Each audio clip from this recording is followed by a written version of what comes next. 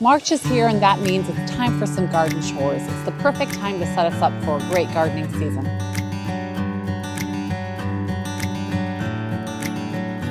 Hey everyone, thanks for stopping by. If you're new here, my name is Tanya, and today I'm working on some key March gardening tasks. And one of those is to spray and prune my fruit trees to prevent any diseases from setting in during the gardening season. I'll walk you through step by step exactly what I'm doing, what I'm looking for, so let's get started. So before we get into spraying and pruning the trees, I want to talk about the spray that I'll be using. Today I'm using Captain Jack's copper fungicide. This is great for preventative measures. It is not to treat diseases that are already present on the tree. It's simply for prevention only. And it's great for things like powdery mildew, black spot, downy mildew, things that can really inhibit a tree's production. And especially for fruit trees, that's really important. We want to have as much production as possible during the growing season. This is available in a ready-to-use form, which is what I'm using today, and it's also available in a concentrate, which you can purchase at most big box stores as well as local garden centers, and attach it to a hose if you want to have it in larger applications. But since I just have a handful of fruit trees, this is perfect. It's right around $11 or $12 that I paid for it at a big box store, so I'd highly recommend this. It's really easy to apply and just takes a minute or two. Now, I did a little bit of research on the impact of spraying copper fungicides on pollinators. And from what I can glean, it looks like this has moderate impacts to bees, but really it cautions to spray only during times when bees are not active. So I would not want to spray this in the morning or the evening to ensure that I'm not damaging bees or really impacting any pollinator activity that might be going on my trees. A key thing to remember about spraying the copper fungicide is that it really only should be sprayed during periods of dormancy. So this, in my case, would be in fall and in spring, so twice a year.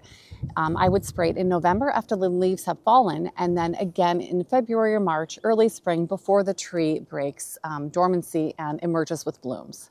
So today is my second application. My first application was last November, and I'll be spraying this again and just really saturating the tree, making sure that the entire tree is covered.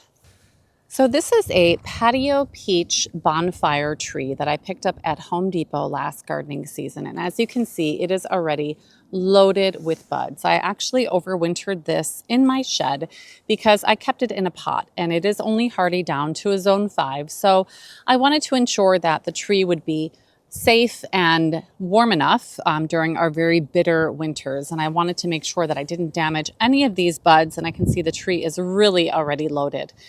So I'm really excited to get this planted. The patio peach bonfire tree is a very compact tree. It only gets 4 to 6 feet tall and wide, or so it says on the tag. So I hope to be able to continue to grow this in a container over the next couple of years, and I may plant it in the ground eventually. But for now, I'm really happy with this. It is a full sun tree, and when this tree blooms, the blossoms are just beautiful. They are a really bright pink, so they add a gorgeous color to the spring landscape in Maytime. This tree is fairly young, so I am not going to prune on this. Really, the key things I want to look for when pruning is to look for any dead, diseased, or damaged branches. So 3 Ds to think about. I don't see any dead branches. Maybe here's one, a good example. I would want to prune off this here. This looks like it was potentially broken off. I don't really see any competing branches yet because the tree is fairly young and it looks like it was pruned already as it was growing. And I don't see any diseased branches, so that's a good thing. I'd want to check for any black spots or anything out of the ordinary that might be an indicator of any problems with the tree. So let's go ahead and spray this tree together, and you can see how easy it is to do. I'm just going to go ahead and snip these dead branches away. I can certainly use my smaller pruners, but I only have these handy at the moment, so these will do just fine. And those were really the only dead ones. Maybe here's one more. And aside from that, no other pruning is needed on this, which is fantastic. And now I'm going to go ahead and spray the tree. I actually want to saturate the entire tree, from the trunk entirely up through the branches. And one word of advice, you want to stand downwind from this spray just to avoid getting this sprayed on yourself. And I'm just lightly coating a saturation. Another tip that I learned is that you really want to make sure that there's no precipitation in the forecast because we want to allow the spray to dry for at least 12 hours. I don't have any precipitation on my forecast for the next 12 hours, so I think I am clear. I will go ahead and keep this outside of my shed. Again, I overwintered this in my shed.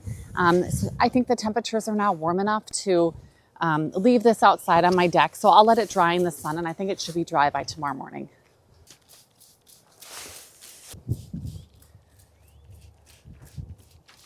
Now, last year, the tree itself, it was its first year that I had it, and it was loaded with peaches. And unfortunately, the squirrels were able to get to all the peaches before we did. So I think this year what I'm going to have to do is actually create some type of cage to prevent them from getting to the peaches. So that's my plan. I would like to have a bunch of peaches to harvest, and I plan on keeping this on my deck, so I think it'll be a great location for it. Let's do a close-up here. You should be able to see that the tree is very saturated. It's glistening. It's fully soaked with the spray. And again, I got the entire tree all the way down to the base of the trunk. So that was really easy, and I'm pretty excited about it. So I'm gonna go ahead and place this on my porch, and we'll move on to the next tree. And the second tree I'll be spraying today is my Honeycrisp apple tree right behind me here. This tree is in its third season, and it's put on quite a bit of size. Let me show you. So you can see it has some limbs that are really reaching up to establish a leader, and I'll be spraying this and definitely pruning on this today. I already see a few branches that are kind of growing into the canopy of the tree. One thing that is even more concerning for me is that I think it is reaching for light. If you can see, it is kind of pointing that way, and I think that's because right above it is a large tree that is on my neighbor's property, which I think is actually causing more of a shadow than I realized. So this may have been user error when I placed this. I thought it was getting enough sun. So I will be watching it this season to see if it needs to come out and be moved, or if it's okay in its current location and can just be staked to kind of anchor it center again, because you can see it is kind of leaning that way. So it is right at the cusp of being too large to move on my own, and I want to kind of prevent that from happening. But let's take a closer look at the actual branches themselves. So overall, the tree is structurally looking great. It does have quite a bit of cicada damage that I can see. If you were in the United States and impacted by the cicadas, you'll know exactly what I mean. This is one perfect example of cicada damage where the females lay their eggs. They make slits in the branches and lay their eggs. And this is kind of all over the tree. I'm seeing our shrubs and trees were absolutely annihilated when that happened last year. So I am seeing this all over the tree, and I'm not sure how this will impact the health of the tree. Here's another good example. This one as well. That is all slits into the tree.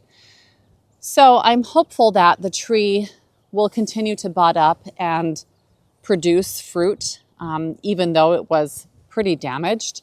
I do see buds on the tree, which is great. So there's a bud. So I see that it's loaded here, which is fantastic. That's a good sign. So hopefully we don't have a hard frost that kind of kills the buds before we can enjoy any apples. But I do see some branches that are kind of growing into one another. This is a really good example of a branch that is competing with another branch. So I don't want that branch to be growing into this space. I'm going to go ahead and trim that. There's also branches that are kind of growing up into the canopy. This is a good example here. This is kind of reaching inside. So I want to make sure that the tree has plenty of airflow and ventilation for it to grow properly.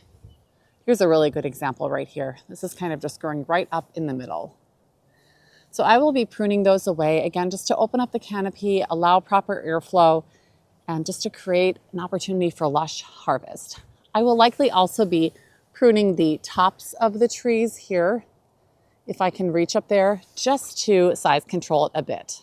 And wherever possible, I will be pruning right above a node if I am going to go ahead and take a branch off. This is a good example. If I were to take this branch off, I would take it off right above that node because that's a growth point.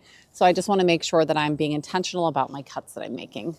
One tip I also learned when I was researching pruning trees is that I should always be cleaning my pruners with rubbing alcohol or some type of disinfectant to ensure that I'm not transmitting disease between trees if I have multiple trees to prune. So I'll be doing that before I start pruning on this tree. All right, let's get started.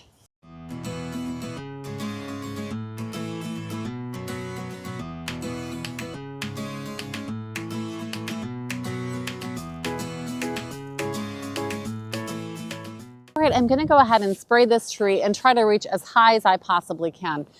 I didn't realize how tall the tree was, so I will likely get out a ladder and lop these off at a later time when I have a ladder handy. But for now, I'm just gonna go ahead and spray what I can reach, and that way ensures that this tree is done. Again, I'm just saturating the entire tree here, making sure that I cover the trunk all the way through and all of the limbs. I ended up not pruning off as much as I thought I would need to from this tree. So hopefully it responds well to the spring and we have a good crop of apples.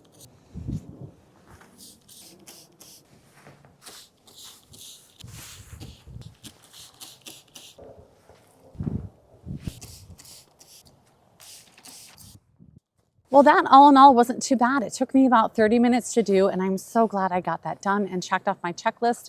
It's just one less thing that I have to worry about as spring is rapidly approaching and things get really busy in the garden. I really hope you enjoyed this video today. I hope you found it helpful. Please don't forget to like and subscribe. It really helps this channel grow and it helps me grow. Thanks so much for watching, and I'll see you in the next video. Bye.